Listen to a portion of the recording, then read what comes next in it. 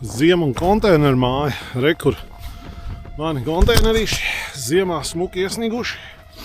Bet vēlējos īsumā pateikt vienu lietu, ko daudzi tur komentāros raksta, nezinot neko. Ko nozīmē konteiners, kondensāts un tā tālāk.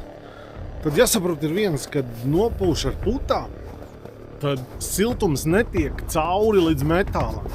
Un ja viņš netiek cauri, tas nozīmē, ka tur nevar būt kondensāts. Tāpēc tie, kas nerubīja vienkārši elementāras lietas, nav būvfizika tūmā redzējuši vai pat lasījuši, ir fiška, kad kondensāts rodās, tā, kad siltais gaiss satiekās ar augstu.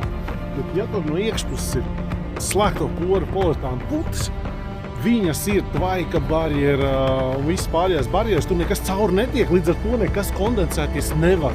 Vienkārši to vajadzētu saprast, nerakstīt tikai komentārus kaut kādas pilnīgi trakas lietas, jā, savām batēm un visu šito, ne? Jā, tā kā atceramies.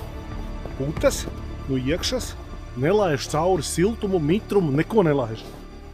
Un respektīvi kondensāts nerodās. Vēdināšana un ventilācija vajadzīga arī karkas mājām, batas mājām, jo vecas mājas nopakotas tiek ar tvaika izolāciju, ja, kas ir plēvu, kas neko nelaiž cauri. Ja. Saprot?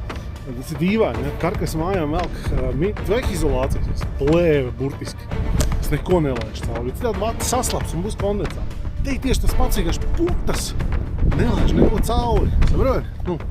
Ja tu saproti. Ja nesaproti, tad nav varianti, bet ir tas, kā es principā izpētījis un kā visi saka. Un džeki TikTok angārs nopūš un iekšā ir silts, un tās putas ir ļoti efektīvas. Tur 5 cm slānis aizstājas 120-150 vati, jā. Un vienkārši nopūt un viss. Jāvelk plēvis, jāskočojās, viss šitais gemarojas. Tāpēc tas ir tik vienkārši. Un viss pārējais ir vienkārši lieliski, jā. Jumts ir, viss ir, Tā kā, to nevajag rakstīt, tas vienkārši es nerubīju.